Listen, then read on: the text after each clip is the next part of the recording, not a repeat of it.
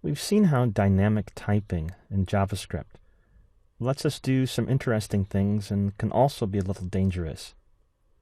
But what if you have a variable and you want to know what type it is programmatically?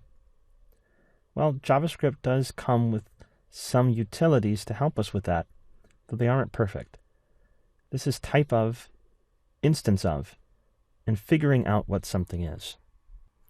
I've gone ahead and pre-filled our app.js file with some variables of different types, and I'm using the type of keyword and the instance of keyword. For starters, the type of tells us what you would expect. What type of thing is this? So for example, I have a variable set to a numeric primitive, a number primitive, and the first thing that I see printed is the word number. Notice that's lowercase n. I'm not using the function constructor number with a capital N, which we generally want to avoid.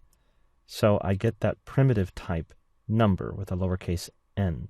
So I can check and see if my variable is a number. This type of returns a string.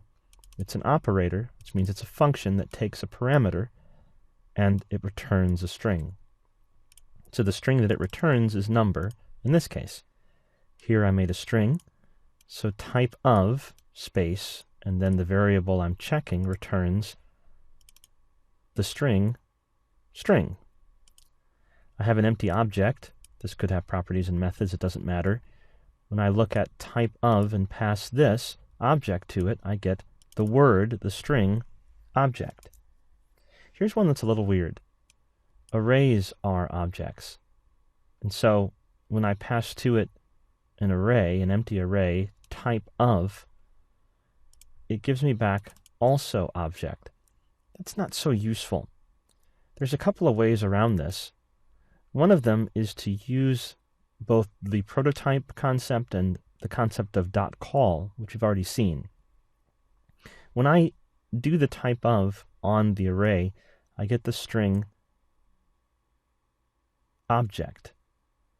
If I was to try, let's say, console.log d.toString, maybe that would help me.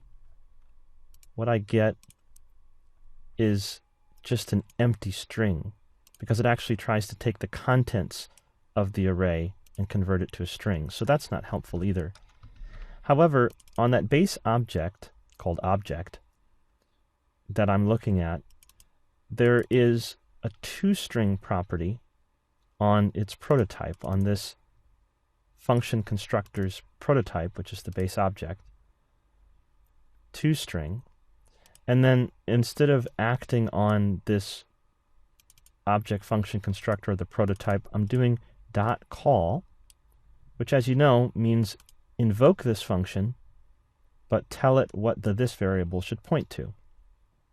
So since toString uses the this variable to output its value, I'm saying take my array and call this toString on it, deeper down in the prototype chain. And that little trick gets me this string. And this is a string. It's object and then the word array with some brackets around it. So at least I can tell that this is an array this way. Then I have a person function constructor. I gave it a capital P, and I'm not returning anything. And so I set a variable equal to new person. And let's see, the type of E is also an object. That's expected, because this is just an object. This other keyword called instance of, though, what it does, it tells me if any objects down the prototype chain, if anywhere down that whole prototype chain of going proto to proto to proto, I find this type of object. If I do, then this first parameter is an instance of that one. So E should return true because it's an instance of person, because we can find person down the prototype chain. And it does come back true. Lastly, we have type of undefined and type of null. Well, undefined isn't anything, so its type is undefined. So that kind of makes sense. One last thing that's been a bug in JavaScript since forever, a long time, so much so that there are libraries and a lot of code that rely on it being so they've never fixed it. If you try to do type of and something is null, you'll end up with an object. I know that's kind of terrible, but it's a bug, and it's been around too long to fix in some ways.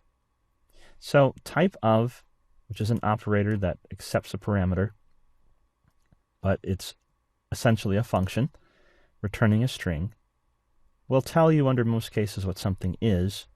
An instance of, if you're dealing with object chains, will tell you what something has in its prototype chain. And these can be useful under certain circumstances when you need to tell what something is that's being passed in if you don't know ahead of time, or it might be multiple types. Oh, and then one more thing. Let's set a variable z equal to just an empty function.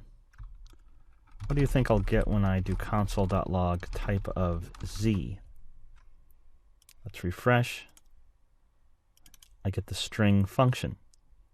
Remember, I can check the type of a variable to see if it's a function, because functions in JavaScript are objects. So since it's a first-class function, it's really an object, I can also see if a variable is a function. Pretty useful. All right, so that's type of and instance of. Try these out for yourself, see what kind of results you get.